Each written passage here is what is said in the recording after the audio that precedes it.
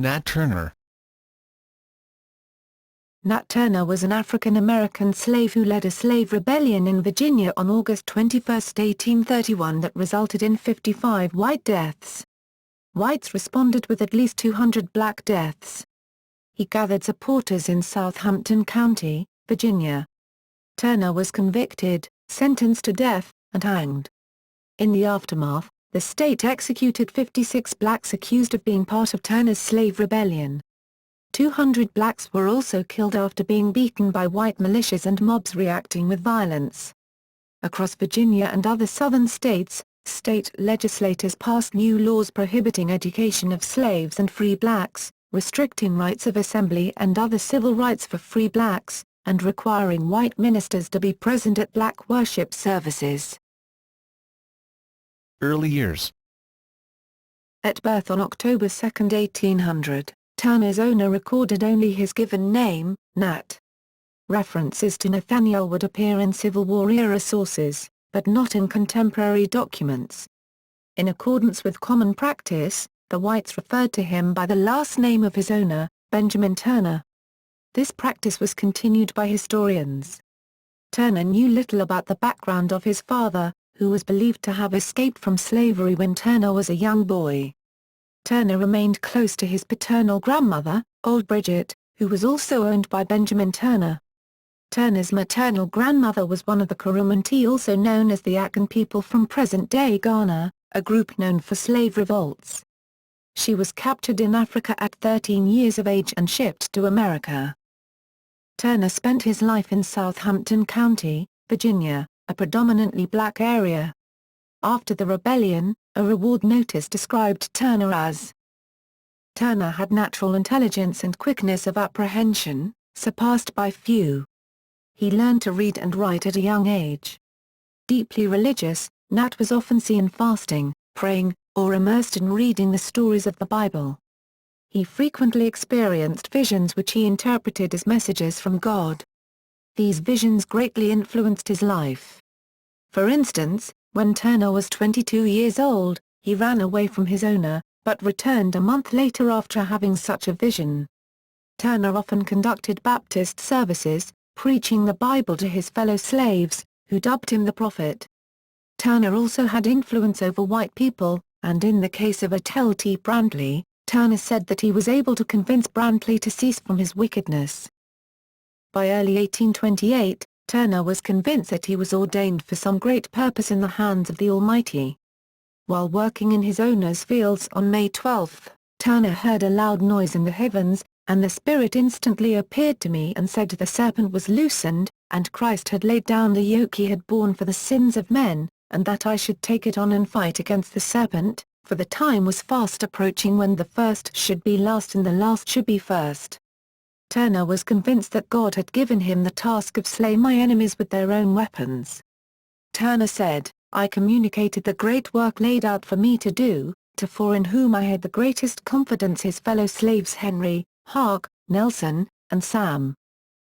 Beginning in February 1831, Turner came to believe that certain atmospheric conditions were to be interpreted as a sign that he should begin preparing for a rebellion against the slave owners. On February 11, 1831, an annular solar eclipse was seen in Virginia. Turner saw this as a black man's hand reaching over the sun, and he took this vision as his sign. The rebellion was initially planned for July 4, Independence Day, but was postponed for more deliberation between him and his followers, and due to illness. On August 13, there was another solar eclipse, in which the sun appeared bluish-green, possibly from debris deposited in the atmosphere by an eruption of Mount St. Helens. Turner took this occasion as the final signal, and about a week later, on August 21, he began the rebellion. Rebellion. Turner started with a few trusted fellow slaves. All his initial recruits were other slaves from his neighborhood. The neighborhood had to find ways to communicate their intentions without giving up their plot. Songs may have tipped the neighborhood members on movements.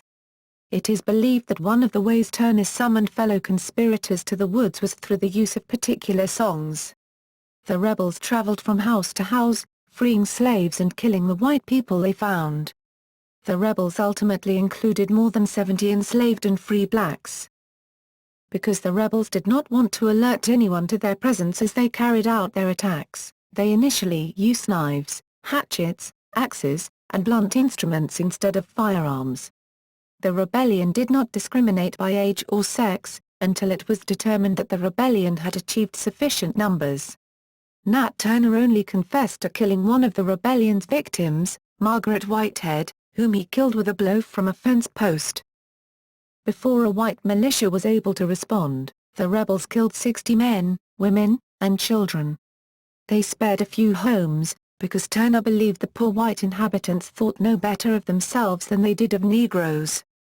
Turner also thought that revolutionary violence would serve to awaken the attitudes of whites to the reality of the inherent brutality in slaveholding, a concept similar to 20th-century philosopher Frantz Fanon's idea of violence as purgatory.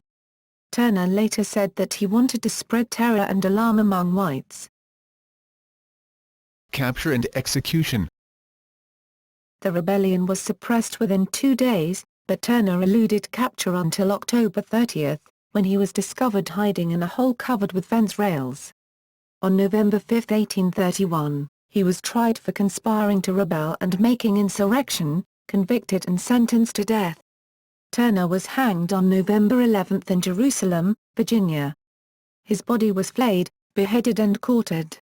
Turner received no formal burial. His headless remains were either buried unmarked or kept for scientific use. His skull is said to have passed through many hands, last being reported in the collection of a planned civil rights museum for Gary, Indiana, despite calls for its burial.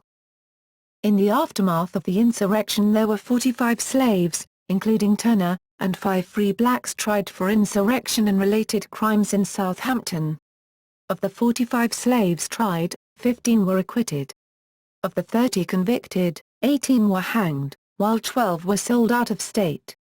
Of the 5 free blacks tried for participation in the insurrection, 1 was hanged, while the others were acquitted. Soon after Turner's execution, a local lawyer, Thomas Ruffin Gray, took it upon himself to publish the Confessions of Nat Turner, derived partly from research done while Turner was in hiding and partly from jailhouse conversations with Turner before trial. This work is the primary historical document regarding Nat Turner. Consequences. In total, the state executed 56 blacks suspected of having been involved in the uprising. In the aftermath, close to 200 blacks, many of whom had nothing to do with the rebellion, were murdered. Before the Nat Turner Revolt, there was a small but ineffectual anti-slavery movement in Virginia, largely on account of economic trends that made slavery less profitable in the Old South in the 1820s and fears among whites of the rising number of blacks, especially in the Tidewater and Piedmont regions. The push for abolition in 1831 represented the interests of her-invoked democracy and white male suffrage. Enraged poor whites condemned the slave-owning aristocracy for endangering their families and retaining an unfair advantage in elections as a result of the March 5 clause. Most of the movement's members, including acting Governor John Floyd, supported resettlement of blacks to Africa for these reasons. The Enlightenment thinking of Virginia's forefathers played little part in the emancipations debates of 1831-2. Considerations of white racial and moral purity also influenced many of these anti-slavery Virginians. These concerns illustrated that Virginia's position towards slavery was no longer apologetic. The fear caused by Nat Turner's insurrection and the concerns raised in the emancipation debates that followed laid foundation for politicians and writers who regarded slavery as a positive good. Such authors included Thomas Roderick Dhu, a William and Mary professor who published a pamphlet in 1832 opposing emancipation on economic and other grounds. Nevertheless, fears of repetitions of the Nat Turner Revolt polarized moderates and slave owners across the South. Municipalities across the region instituted repressive policies against blacks. Rights were taken away from those who were free. The freedoms of all black people in Virginia were tightly curtailed. Socially, the uprising discouraged whites questioning the slave system from the perspective that such discussion might encourage similar slave revolts. manumissions had decreased by 1810. The shift away from tobacco had made owning slaves in the Upper South an excess to the planters' needs, so they started to hire out slaves. With the ending of the slave trade, the invention of the cotton gin, and opening up of new territories in the Deep South, suddenly there was a growing market for the trading of slaves. Over the next decades, more than 1 million slaves would be transported to the Deep South in a forced migration as a result of the domestic slave trade. In terms of public response and loss of white lives, slaveholders in the Upper South and coastal states were deeply shocked by the Nat Turner Rebellion. While the 1811 German Coast Uprising in Louisiana involved a greater number of slaves, it resulted in only 2 white fatalities. Events in Louisiana did not receive as much attention in those years in the Upper South and Low Country.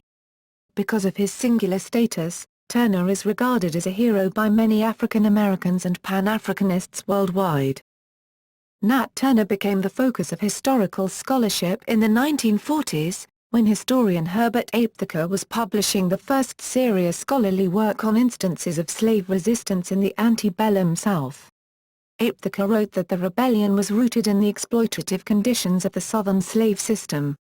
He traversed libraries and archives throughout the South, managing to uncover roughly 250 similar instances, though none of them reached a scale of Nat Turner's revolt. Legacy. Interpretations. Looking back, Nat Turner remains an enigmatic and controversial figure, according to former University of Massachusetts Amherst history professor Stephen B. Oates, given that Turner fought for the just anti-slavery cause but he proceeded in acts of violence against women and children that would today be considered as war crimes or terrorism. Among many, perhaps most, African Americans in the antebellum period up to today, Turner's legacy takes on a heroic status as someone willing to make slave owners pay for the hardships that they enacted upon the millions of children, women and men they enslaved.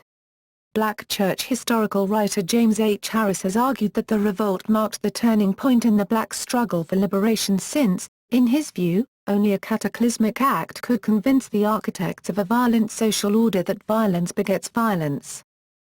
Shortly after the revolt, Turner's motives and ideas were generally seen as opaque and too unclear to either support or condemn by most American whites. Antebellum slave-holding whites clearly experienced a major psychological shock and lived in greater fear of future rebellions, with Turner's name working as a symbol of terrorism and violent retribution.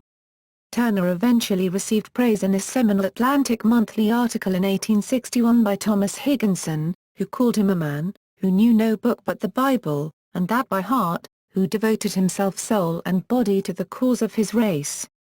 However, writing after the September 11 attacks, William L. Andrews drew analogies between Turner and modern religio-political terrorists, and suggested that the spiritual logic explicated in Confessions of Nat Turner warrants study as a harbinger of the spiritualizing violence of today's jihads and crusades. Most historical commentary tended to sympathize with Turner after the U.S. Civil War ended. In popular culture. The Confessions of Nat Turner, 1967, a novel by William Styron, won the Pulitzer Prize for Fiction in 1968. This book had wide critical and popular acclaim, but several critics considered it racist and a deliberate attempt to steal the meaning of a man's life. These assertions were part of cultural discussions about how different peoples can interpret the past and whether any one group has sole ownership of any portion. In response to Styron's novel, 10 African American writers published the second crucifixion of Nat Turner in 1968. The movie Goodbye Uncle Tom, 1971, ends with an unidentified man's fantasy reenactment of Styron's novel. He imagines Nat Turner's revolt in the present, including the brutal murder of the whites around him, who replaced the figures Turner talks about in Styron's novel. Nat Turner's rebellion plays a major role in Episode 5 of the 1977 TV miniseries Roots. This is historically inaccurate, however, because the opening credits state that this part of the story takes place in the year 1841. Nat Turner's rebellion ended 10 years earlier with Nat's execution in 1831. In 2002, Scholar Malifi Asandi listed Nat Turner as one of the 100 greatest African Americans. Nat Turner, A Troublesome Property, a film by Charles Burnett, was released in 2003. In 2007, cartoonist and comic book author Kyle Baker wrote a two-part comic book about Turner and his uprising, which was called Nat Turner. Nat Turner is mentioned in the song The City by the Wu-Tang Clan off their album Wu-Tang Forever. Philadelphia MC Reith The Lost Cause put out a song called Nat Turner on his album A Vicious Cycle. In 2009, in Newark, New Jersey, the largest city-owned park to be completed was named Nat Turner Park. The park is named in honor of Nat Turner and his struggle for freedom. The facility cost $12 million in construction. In early 2009, comic book artist and animator Brad Neely created a web animation entitled American Moments of Maybe, a satirical video game advertisement for Nat Turner's Punch-Out! A game in which a player supposedly took on the role of Nat Turner. Nat Turner is mentioned in the song The Point of No Return by Immortal Technique on the album Revolutionary Volume 2. Nat Turner is mentioned in the song Born Free Rebel by Steel Pulse. The Letter Writer by Anne Rinaldi is a work of historical fiction that tells of Nat Turner's uprising. The rebellion is mentioned in the narrative of the life of Henry Box Brown, a slave narrative by an escaped slave. Nat Turner is mentioned in the song The Year by KRS-One. Nat Turner is mentioned in the song Somebody's Got to Do It by The Roots on their 2004 album The Tipping Point. On Hell Raz's song Rebel Music, Nat Turner is mentioned in verse. Black Queen's having seeds while she's strung on dope / I resurrected Nat Turner with this song that I wrote. On Kanye West's album My Beautiful Dark Twisted Fantasy, Gilbert Scott Heron's track Comment No. 1, in which Nat Turner is mentioned, is part of track 13, Who Will Survive in America. Nat Turner is mentioned in the song David Rose by Clutch, hidden track on some copies of The Elephant Riders. Nat Turner is mentioned in Public Enemy's Prophets of Rage, on their album It Takes a Nation of Millions to Hold Us Back. American metal band Cormorant wrote a song about the rebellion titled Blood on the Cornfields on their Metazoa album. Nat Turner is also brought up in the book Incidents in the Life of a Slave Girl by Harriet Ann Jacobs. Nat Turner is the subject of the book The Resurrection of Nat Turner, Part 1, The Witnesses, a novel and its sequel by Sharon E. Foster, written in 2011. Nat Turner is the subject of the book L'Ange Noir by Catherine Hermery Vial. Nat Turner is mentioned in the song The People's Champ by R.A. The Rugged Man. Nat Turner is mentioned in the song Nat Turner by Hussein Fatal. Nat Turner is a character in the novel Up Jumps the Devil by Michael Poore. Among many threads within the book, the small narrative about Turner sympathetically reframes his arc from minister to ordained rebel with the help of a character known as John Scrap.